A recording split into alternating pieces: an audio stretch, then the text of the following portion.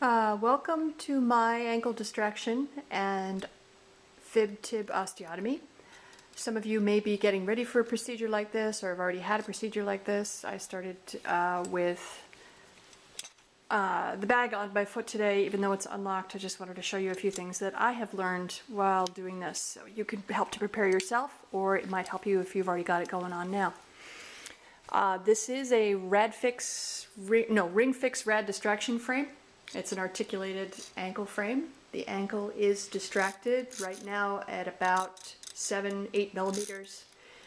And the tibia and fibia were broken, and with these struts, they have little numbers on them. We did a series of 17 days of minute adjustments, some of them pretty painful.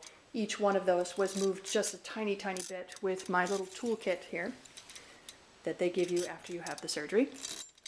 Not everyone is going to have both of these procedures at the same time. This one looks very complicated because it was a distraction, which they did all of the distracting in the operating room, and the osteotomy, which realigned the bone. So I will now, when this is complete and successful, which it will be successful, it has to be successful, I will be walking on parts of my ankle I've never walked on before, which is very exciting to me, and hopefully won't be painful.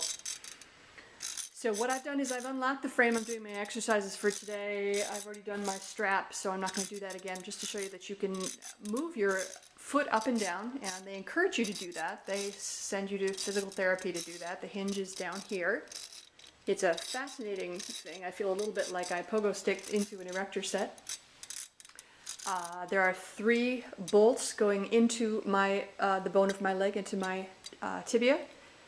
And there are 8 wires that run all the way through my foot and are connected to the foot plate and the rings at various points. So with 8 wires, or pins, that's 16 piercings plus the 3 rods going in. I have 19 holes, so 19 pins and holes that have to be cleaned and maintained every day. You have to be really scrupulous about showering and cleaning them, and I do my own, even though this one is really hard to get to. I know some people have spouses or nurses that come in. Some people actually, I understand, some people actually go to their doctor and have it done, like the nurse does it every day.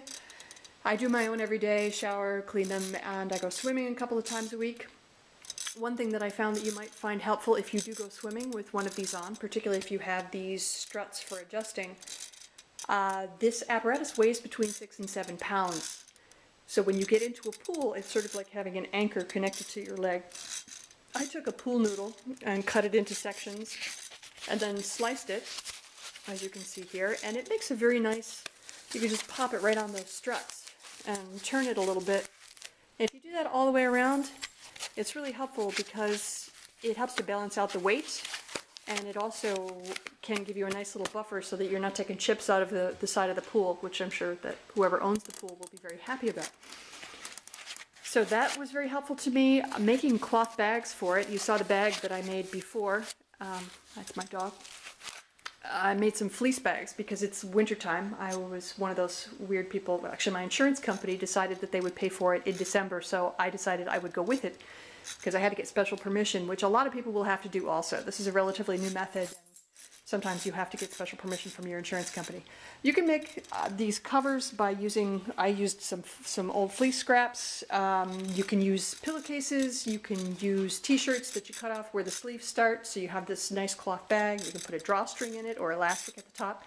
It helps to keep everything clean and keep your foot warm at the same time, because it's really hard to find things that fit around this incredible contraption. You got wires going in. I got 4 wires going through my foot. So I'll unwrap one of these so that you can see how it actually goes in. You keep them, you change the gauze every day, you scrub them down every day, make sure that they're nice and clean. But it's going all the way through.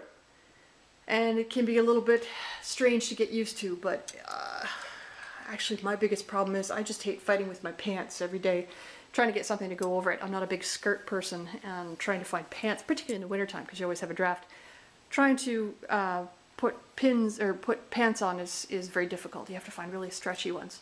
So here are some of the things that you're going to need also. There are a few must-have around your house. You got these lovely sterile cotton tip swabs. You got the rubber gloves over there. You got different widths of gauze, whatever is more comfortable for you. You got your saline and your peroxide that you're going to make your solutions out of. We've got the knee walker here, which I find extremely helpful. I'm lucky enough that I have enough clearance between the knee and the knee and the top of the frame that actually the knee walker is really comfortable. It makes it a lot easier to get around. We're on day 54 of this. Because I had both of these procedures done, the distraction and the osteotomy done at the same time. The distraction is only for about 12 weeks, but the osteotomy is for about 16 weeks. So I'm at day 54, 7.5 weeks. I'm almost halfway there for the whole thing. We're going to call it halfway through.